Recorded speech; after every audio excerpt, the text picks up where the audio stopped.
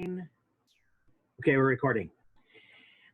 I started to mention this notion of high flex, how some of us find ourselves, me included, in a situation where we're going to be partially online and partially in person, face to face, at least as of June 4th. So I thought the topic for today could be the challenge of adapting the Michael Chekhov technique specifically to what we're doing online. This has been what we've all been faced with. Most of us, I think, have been faced with over the last two months. And so I thought we'd start with that. You know, the one thing I keep saying to the dean at the conservatory is, you know, we're talking about lungs, and we're talking about the larynx, and we're talking about the articulators, and so when we talk about being physically distanced in our world, it's even greater, you know. And then when you step into the realm of opera, it gets even worse, right? You know, rehearsing an intimate duet where they're 20 feet apart because of the aerosol factor. So I'm talking too much. You know, Jen said that she really found herself in it, that the more she engaged with the students and solicited feedback from the students, she was able to sort of use that as a compass guide. And Jen, if I'm putting words in your mouth that you don't like, you just chat me and say cease and desist. Okay. But the way, so I'm interpreting a little bit here, is that the connection to the students, they sort of were the compass that dictated how the lesson was going to be recreated. I want to share also with you that we did monologue coachings, of course, as part of our 2-week event. And the finale for us was with Sun Kim. It was 5 a.m. in Seoul, where she was. And here she's up. Her infant was sleeping in the other room, so she couldn't be too loud. Anyway, Jen walked her through an online version of the ghost exercise, which was astounding. I mean, ghost is such a visceral, have to be present with other actors in the room, we thought, to make it effective. And here Jen shattered all the record books by saying, no, it can work over a Zoom, on a Zoom platform. It was astounding. So Jen's probably going to get assaulted with email requests for that work, but you can watch the work on our YouTube channel. We recorded it, and it is, if it's not up yet, it will be. More on that later. Another point that Jen made was that it works. The technique can translate, maybe not as effectively as we would want it to, maybe as effectively as we would hope, but it can translate to an online platform. We saw that in the monologue coachings, for some of you did this with us last week, that we can radiate past the laptop. We can radiate effectively into the camera and have it be received. That was the critical factor, you know. Wow, there's a lot of chat going on. Hang on, it's one of the best. Okay. Anyway, so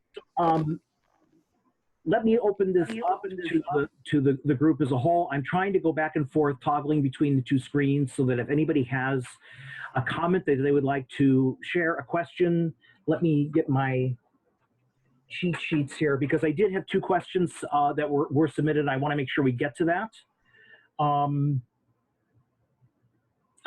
Let's start with this. I don't remember who submitted this question, so the author should forgive me. You know, I'm interested in how radiating and receiving works between 2 people online. Can you have a kinesthetic experience / feel someone's energy through a screen? And go.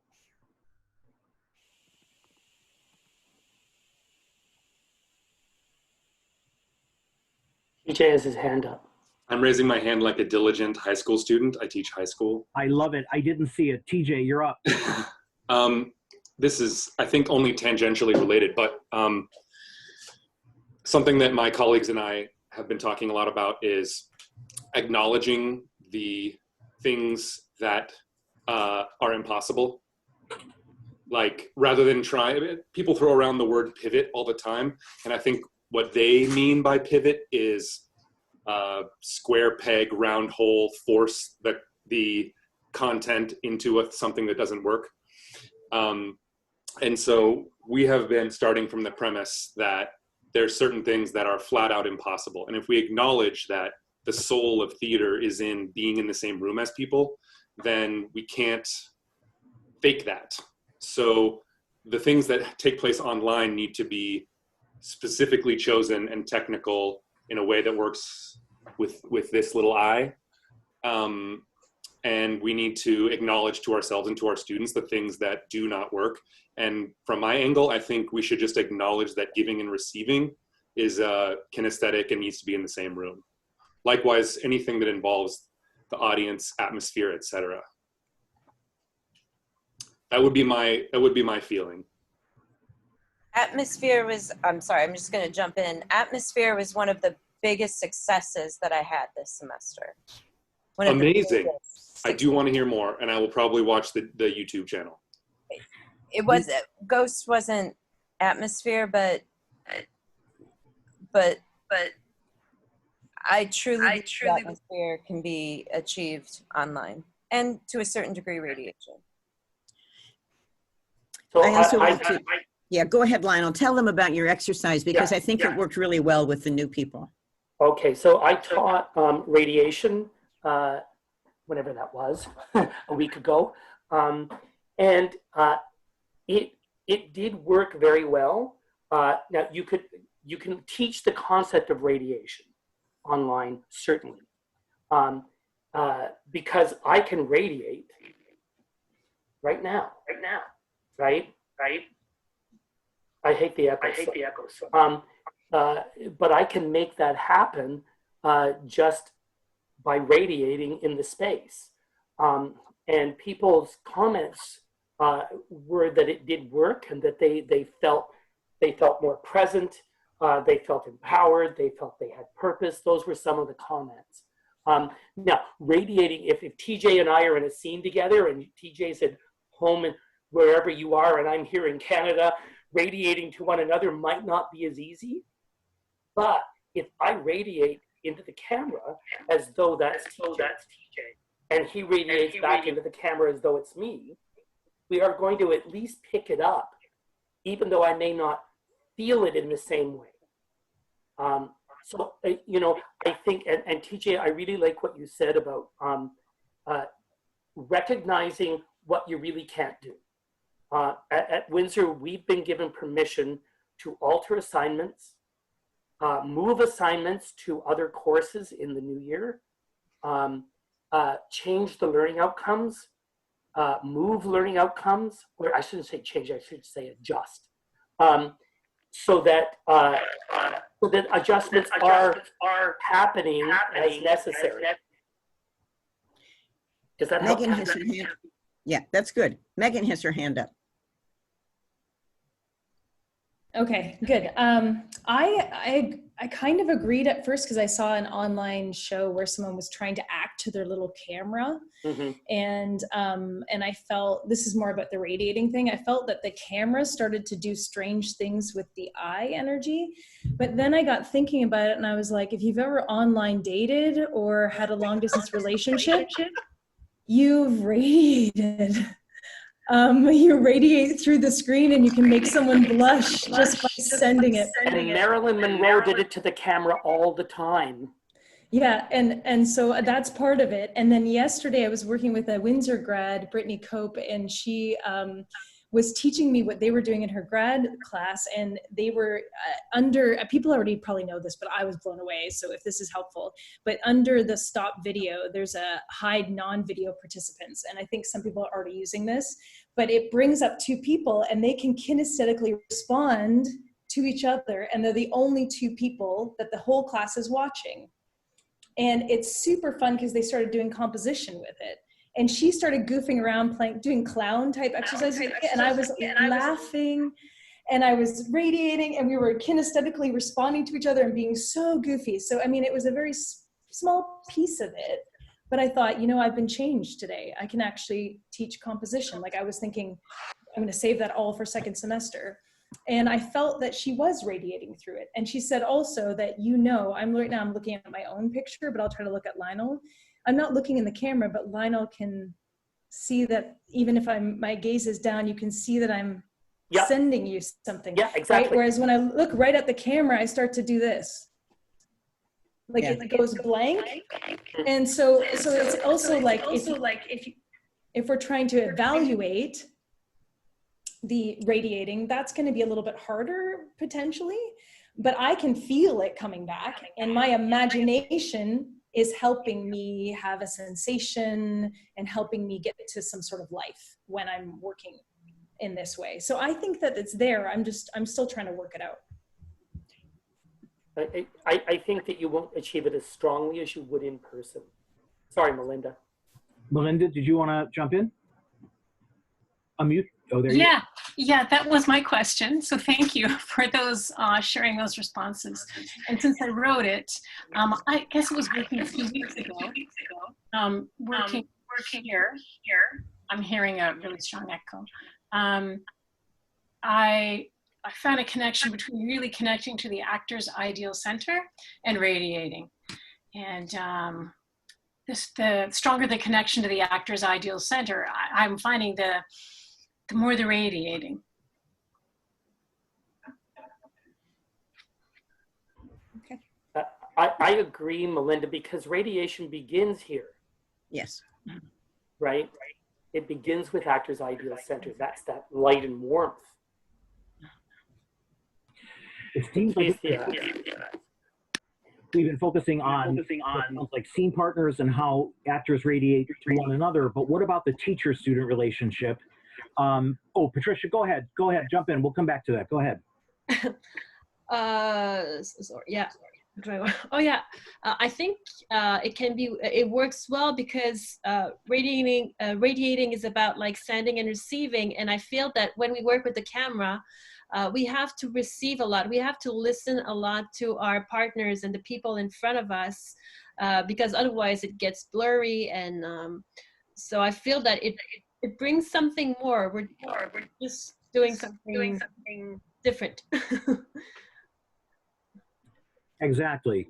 I started to say, we're talking about actor to actor, the connection between two performers, but what about the teacher-student connection? This is something that became really critical in the haphazard teaching that I was doing in April, finding that that's what they craved more than anything was the connection to the teacher. What are some of the experiences maybe that somebody has had in terms of that relationship between radiating, receiving, teacher to student?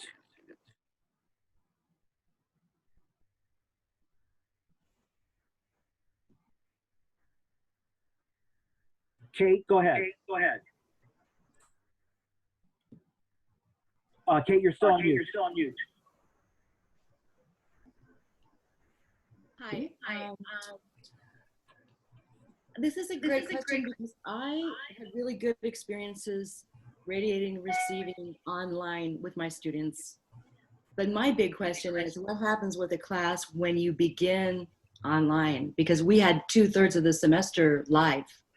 So we learned radiation live and learned so many tools in those first like 10 weeks. So the last 5 weeks were actually really great. I learned. So it's going to be interesting. So we should be thinking too about, well, if we do have a high flex situation and I have only a few hours face to face with my students, what needs to happen in those few hours so that then when we go online, we can do all of it. Because it does work when they know what they're doing. They're imagining and they're radiating and they're listening to me and I'm listening to them and it's happening. But it was all established live, Lionel, do you want to jump in on that? Yeah, Kate, I just want to respond to that. I think that may be where adjusting your course content comes into play. I'll just give you an example. My plan, I'm teaching in first year in the BFA program. So normally we would learn all the checkoff warm-ups, etc., and a basic Stanislavski system, and they work in pairs all the time, right? I use the Cohen scenes, I use a few other things. And they do Uta Hagen. I think we do 3 of them over the course of the entire year. Well, if I have to go online in September, my core, I'm going to teach radiation, the Four Brothers, all of those kinds of things that I would normally teach because they can do that by themselves. They're not necessarily going to be able to interact the same way, but that'll get put together when they get together in January. And then they're going to have 4 Uta Hagen assignments and work on a couple of monologues. So they'll begin working on themselves, learning acting and how their life involves objectives and obstacles, etc., through the Hagen stuff. Then move it into text, then move it into scene work in January. Does that make sense? I think if I could ask everybody, I'm going back and forth between the screen, scanning to see who has their hand up. Let's use the hand up feature so it stays up there a little bit longer, because I'm afraid I'm missing some of you.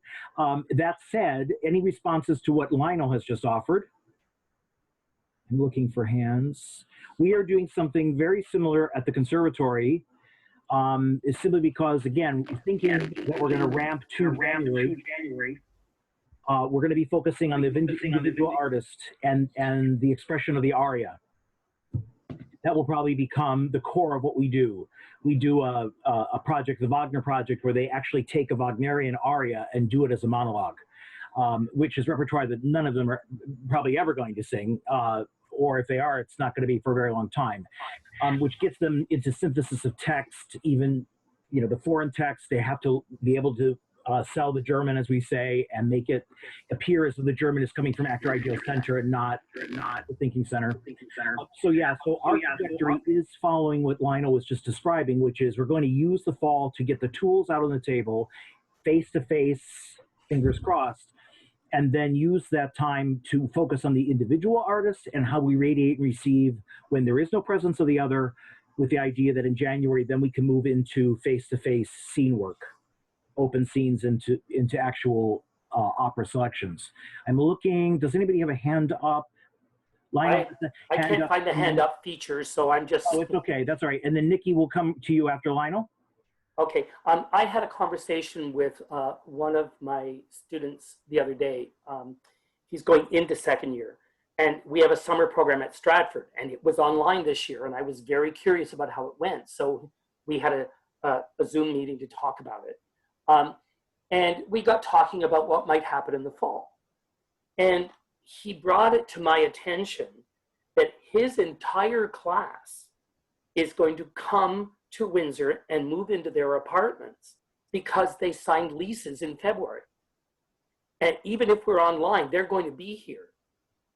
And so I thought, well, that's brilliant, because then I can assign scene partners to people who live in the same house. And they can actually do a scene and be in the same space together, right? And tape it or do it live for me, whichever.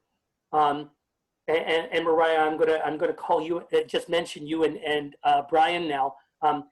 There's a play called Off the 401 by Judith Thompson. It's a two-hander that Mariah and Brian and I were going to do at the workshop this summer, at the intensive. Of course, that got canceled. But then it hit me. Mariah and Brian are married. They're with each other all the time. They could sit at a table and do this play, right? And I could direct it on Zoom. We could upload it to YouTube, and you guys could all see it. So, and Mariah, eventually I want to chat about if that's at all possible over the summer. But, you know, there are ways to do things. And there are also, Dramatist Play Service now has a bunch of plays or scenes that were written for rehearsal and performance on Zoom. I think there's over 50 of them now. I don't know how good they are. I haven't looked yet. But that's another way to go about partnering. And what occurs to me, and I've been saying this to my students, you know, some of them are saying, oh, I think I might take a year off. And I said to them, you know, this could happen again after you graduate. And you need to have the skills to be able to do this as a professional. And you're going to get them as a student by continuing your education, even if we're online. Nikki? Lionel, just a question, because I was trying to write faster, like process and what were the tools that you're planning on teaching in the fall? You said 4 brothers, and I got That was about as far I wrote down. 4 brothers, the walking exercises, radiation, even receiving the space. Mm-hmm. And I'm going to experiment with putting 2 actors in breakout rooms and have them work on radiating together, back and forth. Now Megan Quinn, who's on here somewhere, is my colleague now, and she's our movement prof. And when she came on with the Chekhov certification, I said, Megan, let's move qualities of movement and staccato legato into movement. Mm. So she'll probably teach those, right? Because you can. I mean, I taught psychological gesture. So those are it's the warm-up kind of getting the actor's body and imagination ready. That's the kind of work that I will do with them, and then introduce their basic Stanislavski technique through Udo Hagen and then through monologues. That help? Yeah, that helped. Thank you. Cool. You might want to check what we teach in the first Mod 1 at GLMCC. That's a good way to begin a curriculum in a semester.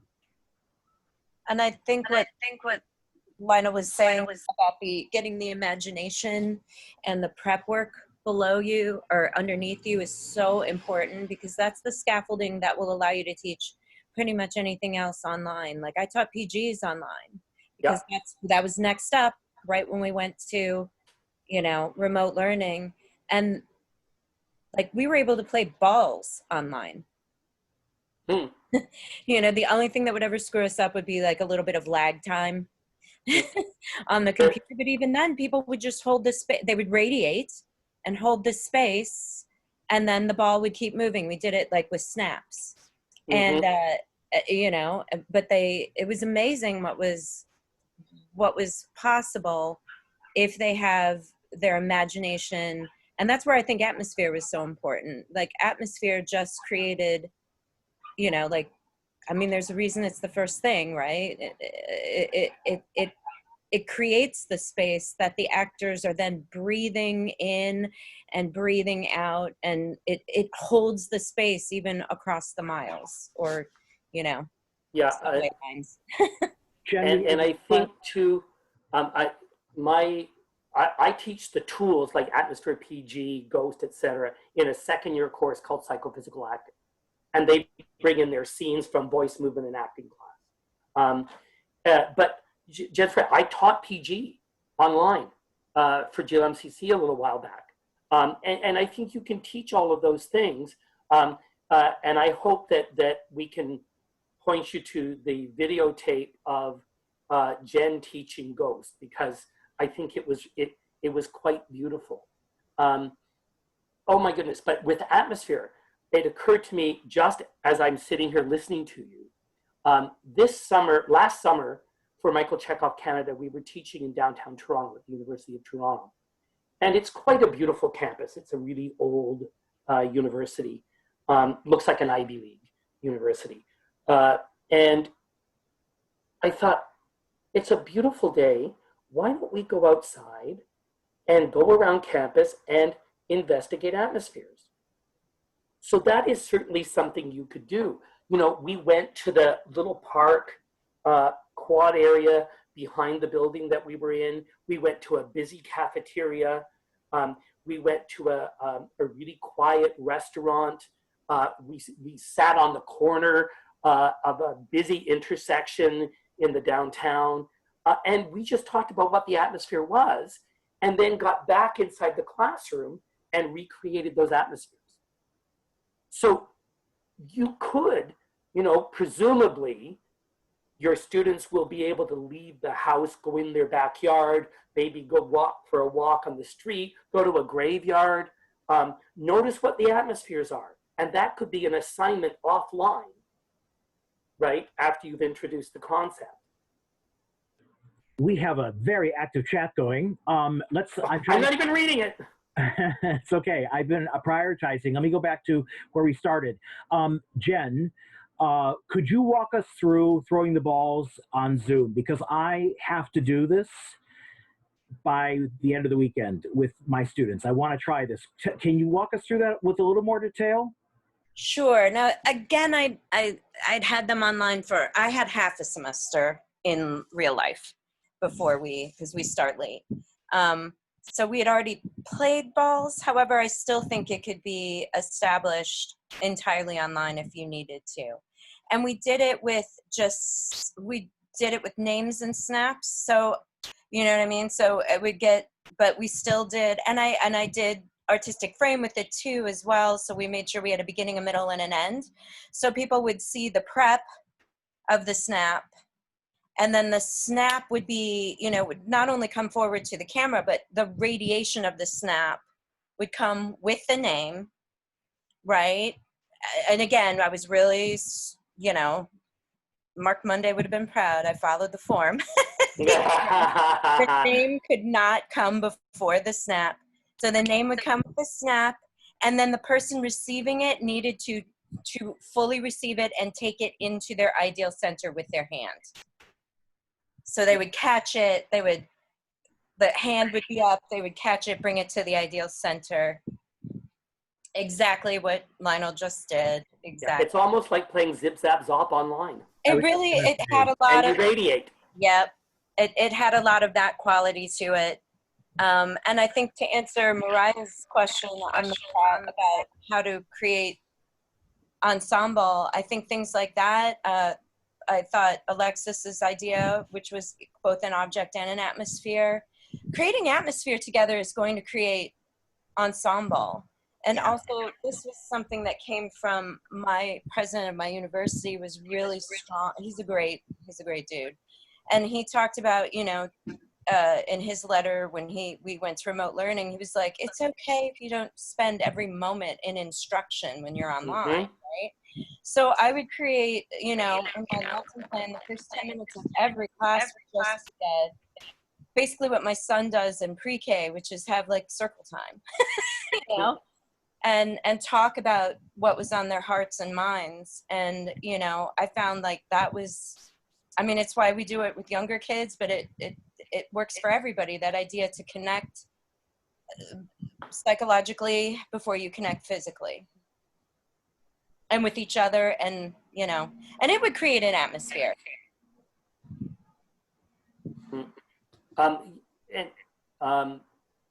The comment that Jennifer just made about not being, my class is 80 minutes twice a week. We're not going to be online necessarily for 80 minutes. The common wisdom is to break things up. So there might be a video that they have to watch before the class, and it might be a video that I created. It might be a video that I send them to. And then we have class, we work, I teach the tool, and then they get to work on it, right? And then there's spy back. So they might be online for an hour each time instead of an hour and a half. Because if they're taking 5 classes, they'll get very, very beat from that. So it's a combination of synchronous and asynchronous teaching, really. And I love that every time somebody says something wonderful, Heidi grins from ear to ear and just radiates into the screen. Do we have any other people to comment on this idea of building trust and ensemble in an online environment? Before we go on, do I see any other hands? Jesse has your hand up. Jesse, let's do Jesse, then Melissa. Mine actually was taking it into a different world. So if we want to stay with the trusted ensemble for a minute, that's totally cool. Let's do that. Jesse, hold that thought. Melissa, can you jump in for us? Sure. I think moving as one. So for instance, we're all looking at 25 pictures. So we're looking at an ensemble of people right now.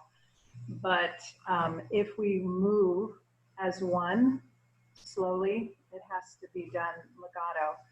I think that builds a great feeling of ensemble. So if you have a place to start and then things start to shift and you're trying to stay with the group and everyone's moving together, even if it's like leaving the frame together or coming in close or putting your hand up. Movement together, I mean, we're all movement teachers. Movement together builds that feeling of ensemble. And I actually see people like grinning and they're so excited that everybody's somehow doing the same thing at the same time, even though we're not together. So I find that moving together is a big plus. And I want to tag this before I turn my mic off. We love ensemble. We're all really used to it, and we know how magical it is and how important it is to us. But for many of us who are working with students who don't maybe know what it is, we have to be careful not to think, oh my God, nothing else is going to match that. There's so much work. You've all already been talking about individual work and how important it is. The artist working as themselves, they're going to think that's really important if you think that's really important. If you don't say, oh, this is terrible, and how are we going to build ensemble when we're online? They don't know what that is. Yeah. So I just wanted to say that, to maybe give ourselves more credit that what we're doing online is super important and it's real, and that we'll do the other things when we can. That was it. Then could I jump in for a sec? Yeah, of course. And then Jeff. Melissa, I love that. It just reminded me of mirror game, right? And that made me think about the things that you learned at grad school, undergrad, from a theater company, whatever. What are the things like mirror game that you can apply Chekhov principles to, right? Because Melissa mentioned radiation, ensemble, and legato, right? So as the teacher, I could be standing in the space and the students could be mirroring me, and our jobs are to radiate and maintain legato, which is also concentration. I'm hoping that you all are keeping up with the chat. That Jen pointed out too, that Viola Spolin has a number of exercises that can be Chekhovified. Chekhovified? It's a word I just made up. Jesse, you're going to take us in a new direction. Do you want to jump in? Sure. This is actually just kind of a quick thing. There in the chat, it was mentioned earlier on talking about acting for camera versus acting for the stage. I suppose my question is, how important do you find that you need to impart the basics of acting to the camera to your students, or are you just not even worried about that at all?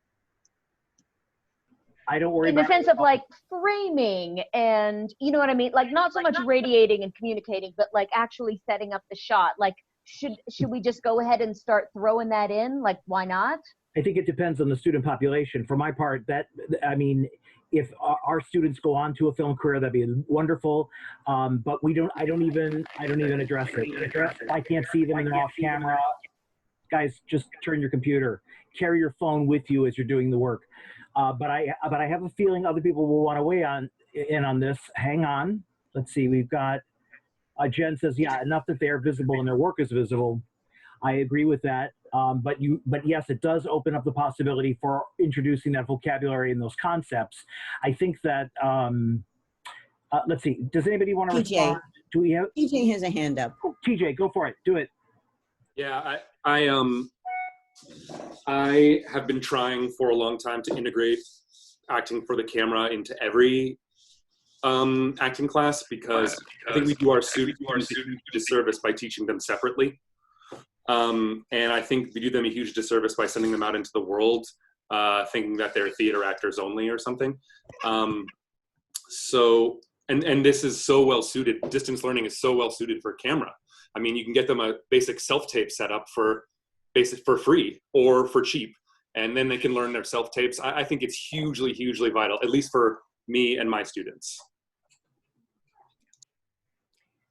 Megan had her hand up. Megan, go, and we'll do Megan, then Melinda. Okay, I had two little tiny things. One, what Lionel and I were doing a sample class. Am I breaking up? Feels like it. Sorry. Okay, thanks. So Lana and I were doing a sample class, and one of the students said, "Thank you for reminding me to get out of the frame." Like, we get in the frame so often that she said, "Just thank you for reminding me. I forgot that I can actually move." And then yesterday I had a similar roundtable type thing with this actor from the UK that I was just talking about, that she's a Canadian, Brittany. And she said what they're doing in their MA program is really beautiful. People can steal it. It's like what we do. We play a piece of music, or you send the link ahead of time. You say, everyone, this is a bit of your warm up, and you spend the song setting your atmosphere and your stage. So you move around your space to see how far I can get from my camera and still be able to explore and be seen. And then they map it out, they set their parameters, and this is for more composition type work when they want to be seen by everyone at all times in different ways, but they just explore and then they forget about it. So they do it for one song that would set an atmosphere of some sort, I'm sure. They play within the space, set up chairs if they need to, like as, oh, that's the end of my frame, that's the depth I have, that's how tall I can get. Oh, look what happens if I get out of frame. And then they forget. As soon as they set it, they go. And I love that idea, not so much for film acting, but just for doing composition online and working with some of these abstract concepts that we have as part of the checkoff method. Megan, thanks. Melinda, do you want to jump in there? Yeah, I'll just add to what Megan was saying. In the early spring, in April, I gave students an assignment, and we used the 6 directions in the frame. And what is the psychological significance for them of the 6 directions? They were exploring the landscape character, and what did it mean for that character if their back was to the camera, or if they were far away, or if they were close. So sort of extending on that idea, Megan, and it actually worked quite well. And also, it also helped them, I think, wake up to the three-dimensionality of their bodies, even though they're in a 2-dimensional medium. Alicia has her hand up. Alicia? Yeah, I agree with TJ. One of the challenges that we have is that we are preparing students for a career in the future of theater, not in the past of theater. And so I think we really need to address the digital elements, and including acting for the camera, terminology and things is something that we could even easily do in terms of like our digital online platforms, and do it asynchronously. So much so that if people want to collaborate on like a asynchronous module for their learning classroom, I'd be happy to work together with the group and then share that content. Great, thank you. I'm toggling back and forth here. Does anybody have something to add, or are we changing directions? Kevin Hoffman has his hand up. Kevin, the floor is yours. Hey everyone. So first of all, my name is Kevin Hoffman. I teach undergraduate actors in a BFA program. So that's the population that I'm working with and frames the SPIVAC that I'm about to give. Like someone mentioned, and what I'm about to say, I think it's just going to hop all over the place. So thank you, Form, but maybe not this time. We had half a semester under our belt before we transitioned online, and that ended up being very beneficial because for the most part, we had really sort of hit teams had a strong one another. And then we went online, and I made plenty of mistakes. But there were some things that perhaps were happy accidents, or, maybe I'm the greatest teacher in the world. I don't know, but some things ended up working. And I would say that just like Jen is talking about, starting class with the check-in was super duper helpful because as Jim said, they were so eager to connect. And I think what they had been receiving was a lot of happy, like, yay, everything's fine. But honestly, the morale was so low that I spent a a good, you know, a short amount of time at the beginning of the class, and I just said, let's acknowledge the suck and say that, you know, there are some things that are very limiting about our situation and not ideal. But that allowed for an opening to happen that then allowed the work to proceed. For me as a teacher, what was interesting was that I stopped teaching the class that I planned and started teaching the class that I felt that they needed. One of the things that they consistently is, I don't feel like an artist, and I cannot concentrate. So one of the things that I emphasized was for brothers. We did a lot of exercises. We did a lot of exercises with form. Everyone's just talking about the frame. I started many an exercise just with the hands and using the hands as a gateway to then awakening this connection to the entire body and to concentrate there. The other thing that I realized fairly quickly is I did not have enough time to give them the amount of connection that they needed. So I set up weekly partnerships, and I said, you're gonna meet in groups of 2 or 3 every week, and you'll have these 2 workout sessions, and then you'll write a journal. And I was super lenient. I didn't care what they wrote about. I just wanted to give them credit. And by sort of encouraging them to meet outside of class, it created this sense of whole that they lost from being in the class, because we only met synchronously once per week. But then I also had to start creating things based on the first half of the semester. So like, I frequently use music when I teach qualities of movement. I ask them to make a playlist. I asked them to create an audio adventure of, you know, an imagination exercise, or, you know, hit record and do 3 minutes of crossing the threshold, or, you know, whatever it was. And then that ended up creating a resource for them to go back to that was really, really positive. I think as I look back on what happened, I think they did have monologues that they were working on, and they are probably way more monologues than they were before the whole class. But I think the emphasis ended up being on instrument development and creative individuality. Great, thanks. Let's see, I just saw Kate had raised her hand, but let me go back here. Lionel, did you want to respond to Kevin, and then we'll go to Kate? Yeah, sure. Yeah, Kate, Kevin, you just made me think of something that I did. We went online in March, and there wasn't much time left because in Canada it's a 12-week semester. And so I just their final scene became a final monologue from a Canadian play. And what I did was I had them tape it, upload it to YouTube, and give me access. I made comments, sent it back to them, and then they adjusted to the comments I made, retaped it, and sent it to a partner who then had my comments and their second taping, or they could do it live for that matter, because it's just the 2 of them, and they commented for each other on, did they actually accomplish what I had told them to do? So there was interaction happening between them off class time. That's all I want to say. Thanks. Kate, go ahead. Oh, Kate, you're still muted. Sorry. There you are. I'm just really appreciating all these assignments that people are sharing right now. And Kevin, I just wanted to back and kind of go off of something that you were beginning to talk about that I found was so important to shift the way I was teaching, and that was figuring out that they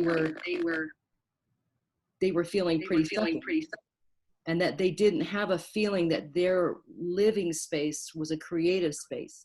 And at first, it wasn't until about the 3rd class when I finally did staccato legato. and they opened up the 6 directions, and suddenly everybody had crossed the threshold. In the first 2 or 3 classes, they just kept crossing the threshold and trying to cross the threshold, and it was, oh God, you know, it was really rough until they opened up the space. And so finding ways to get them, like, and I liked what someone else had said about look at my space and look at what the parameters are, and suddenly my little dorm room or whatever is like the space energetically we used to meet in when we were all together in the hyper building or whatever. But that was a big bridge for them to cross, and until they crossed that, it was sucky. But anyway, staccato legato was the thing that seemed to really help a lot. Yeah.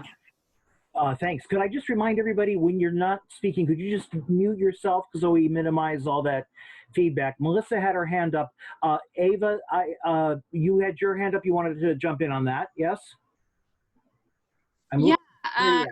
Just for another exercise that I did when we were online that we were going to do in the classroom. But if you've heard of Humans of New York, it's a photography sort of interview project. They have Facebook, they're on Instagram, they have a website. I just started doing this, I think last year. They just go on Humans of New York, they find a photo of a person and this short little interview with the person, and then they memorize that. That's their found text, and based on the photo, they create a character based on this person. There's no audio, so they have to create the voice, and they sent me videos of them doing the monologue, and they could go to a location that maybe was in the photo if they want, or a new location. They loved it. They loved it when we were in the classroom, but there was something about them making these videos that they were just like, I had crazy creative videos coming in of these projects. So that's another possibility. And then if you've done imaginary body, all of that is in there, right? So how does this person move, right? You only have this, rectangle of your frame of your video, but how does this person move? How does the quality of movement affect their voice? Where's their center, right? All of that. So that was a really great project. They picked their own thing, so it's very independent and curiosity driven. So that's another thing to throw in the hopper. Yeah, Ava, I do something similar, but with it's improv text. Now, granted, it was in the classroom, but there's a series of books, A Day in the Life of Canada, A Day in the Life of Australia, etc. And what they do is they take 100 photographers, they send them out on the same day across the country, they take photos, and then they created a book. And I have photocopied the images from the book, and I give it to the students, and they have to choose a character, and then they're all in the same space. And I say, I might give them, you're in a bomb shelter. And then they improv. And I'll send out prompts like, if you're frightened, find someone who makes you feel calmer. If you're, who in the room are you most frightened of? All that kind of stuff. And then eventually I just step right out because they take over. So, finding images to create imaginary body and then letting them improv. But I love the found text too. Melissa is due next to speak. Can I just take a quick inventory? Is there anybody, raise your hand now if you have something that you want to say so I can start a lineup. Gina, okay, Gina, and who else? I'm looking. Gina, okay. Melissa, you have the mic, and then Gina, you will be on standby. Thank you. I just read what Tim wrote in the chat, and I think it's very much in line with what I was going to say, that if you start off, actually, let me go back to what Alicia wrote. Alicia wrote in the chat earlier, sometimes when you start by asking, how's it going, it can turn into a dumping ground, and then it's very difficult to get beyond that. So one of the ways that I've tried to work with that is not to ignore that those feelings are present, but to share one thing that is challenging and one thing that's positive. So at least each person is working to not just be Debbie Downer as we begin.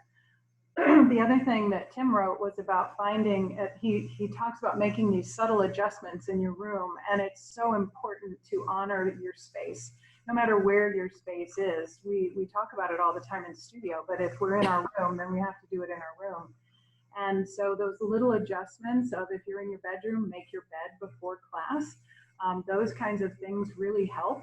And also I've done things where part of the introductory work is coaching to radiate out, as it has been said already, to all of the surfaces, the distances, ceiling, floor, walls of your space that you're going to work in, but also coaching to walk around and pick up something that brings you joy, things that you find beautiful. And just even doing 3 of those sets these markers in your space that are helping you to remember that this is about joy. Yeah, that was it. Thanks. Gina. Hi, everybody. I teach middle school and high school theater. And we were online for about 8.5 weeks. And I wanted to say 2 things. First of all, my students and I have a ritual of checking in, and it is important for my community. Most of my students have very high ACEs scores, and I do live in a trauma-informed classroom, and so that is important for me. So we call it our ESP. Emotionally, spiritually, physically, checking in how you feel with 1 word. And obviously this translates so much into what we do when we're performing as well. And that has been a great ritual that I've been able to carry over online. And if they need to say more than 1 word in that day, then we listen, but they understand that it's a way to get it in the space to be heard. So our ritual is you say your name as an affirmation of yourself and 1 word to describe how you're feeling emotionally, spiritually, and physically. And that has helped. Ritualistic things help, I think, especially with younger students. Another thing that I did where I knew that we would have time, that we had to have, there would be a dumping ground where things might be negative, where they may need to be expressing themselves, is just having daily office hours with no agenda. And I had them for a half hour every day. And if you wanted to jump on, you jumped on. And it turned into a really wonderful thing, because that sense of ensemble came back, because they were just able to see familiar faces. They were able to talk about what they wanted to, but yet in a controlled environment, because I was there. But yeah, we were able to talk about what we miss and what we're looking forward to and what they're dealing with. And that has been helpful. The last thing I wanted to say is that some of my students were feeling very unmotivated because they are motivated by each other. And I found this program called Flipgrid. I don't know if any of you might be using that as well, but it's a wonderful place to have all of their work in one space and that they can comment on each other's work.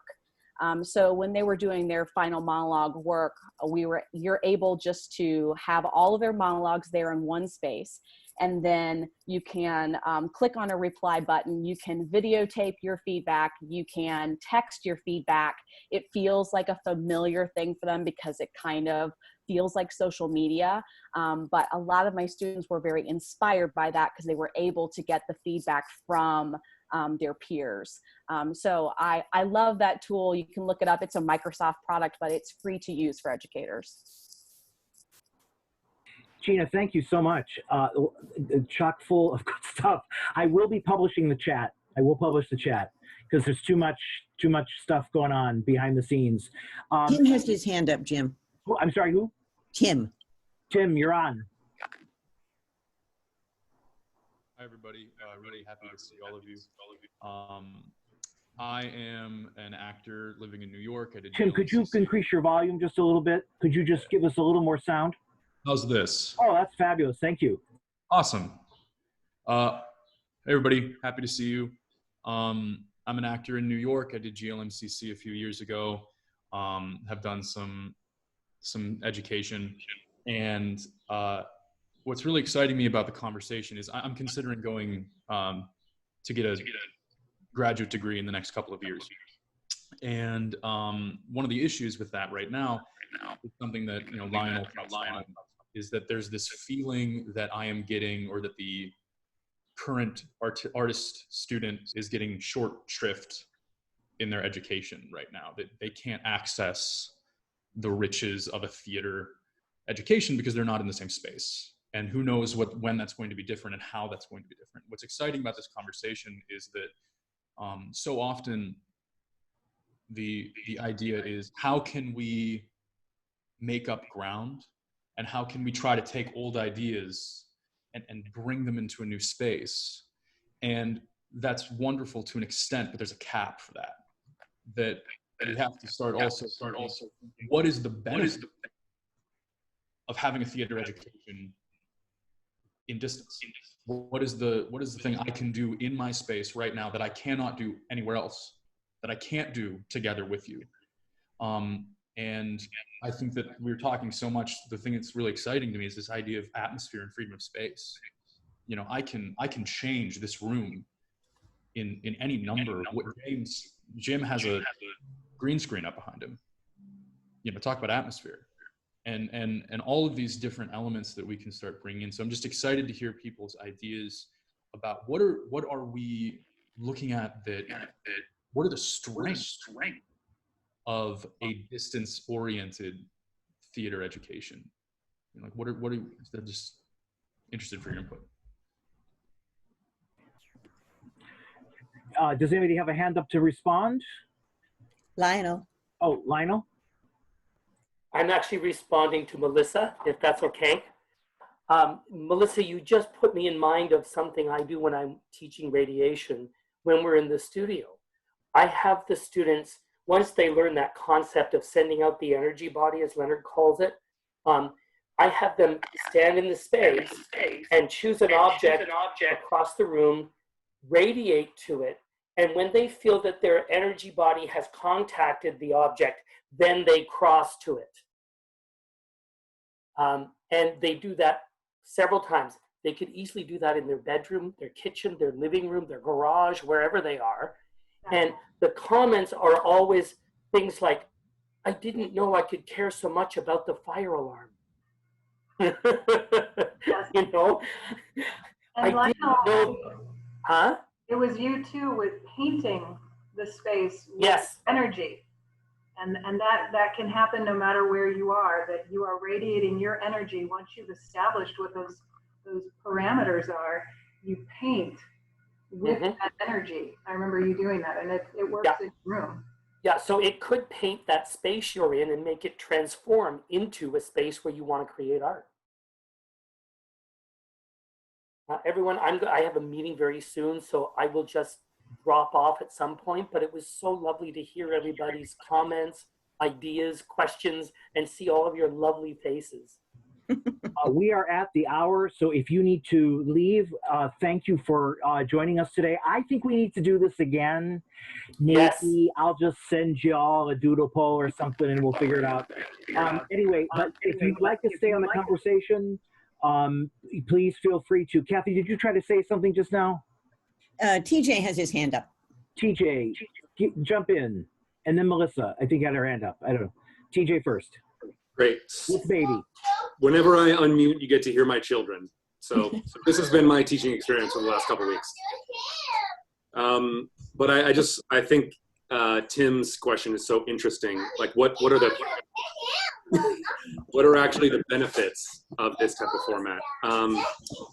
And I can think of a couple. I wanted to echo somebody said in the chat about how you can bring guests in. Like, there are so many amazing professionals who are flat out of work and bored.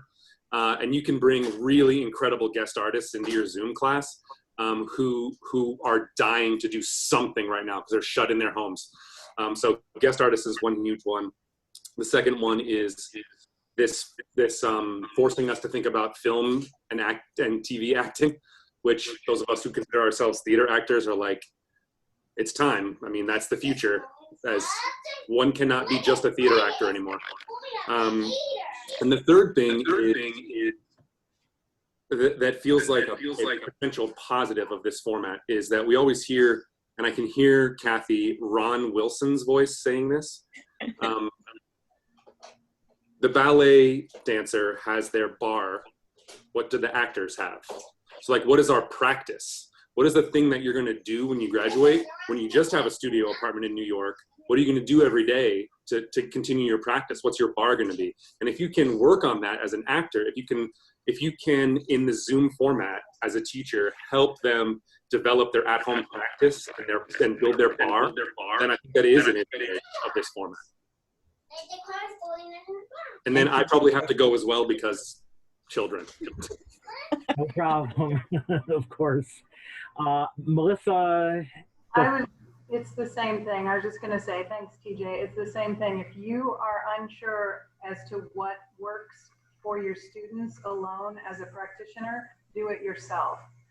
Because from the minute we left in mid-March, I started doing things myself in my room. And I haven't been doing that. I admit freely, I have not been practicing myself as an artist, just as a teacher. And so I said, let me see what I can do and what it means to me. And it's changed so many of the things that I do. I've learned so much about staccato, legato, doing it myself, by myself. I've learned so much about qualities of movement. So if you all take what you already know how to do it and do it yourself, instead of always focusing on now, how am I going to share it with this whole classroom full of students? Not only will we become better artists, but we'll figure out what works. And we'll be able to say, hey guys, I did this really cool thing. So here, I'm going to share it with you now. Ava had a question about directing. And Ava, I think that's like a whole other Zoom conversation, but I too am teaching directing in the spring with the dire hope that we are face-to-face. So let's not forget that very important question, directing in an online environment. We're approaching, like I said, well, we're past the hour now. Parting words.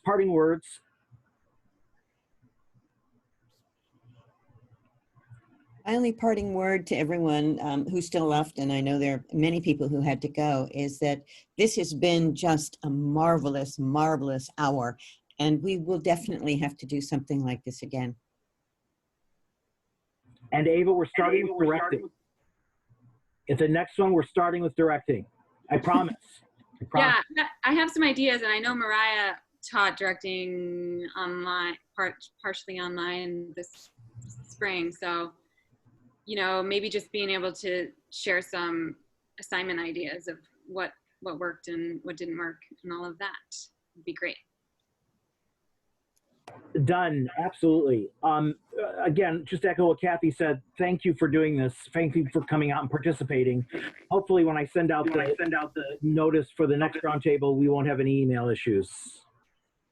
And I'm hesitant to put it on Facebook because I think this is probably the max number of people we can have at one time, Anyway, thank you all. It's great to see you, and to be continued. Bye-bye, everybody. Bye, everybody. Bye. Bye. Bye. I'll get fancy with exit music next time. Bye. Thank you. Bye. Bye. Hey, if I can help in any way with any of the digital stuff, let me know. Okay, thanks. Bye. Bye. Bye, Kate. I'm trying to get out, but I can't.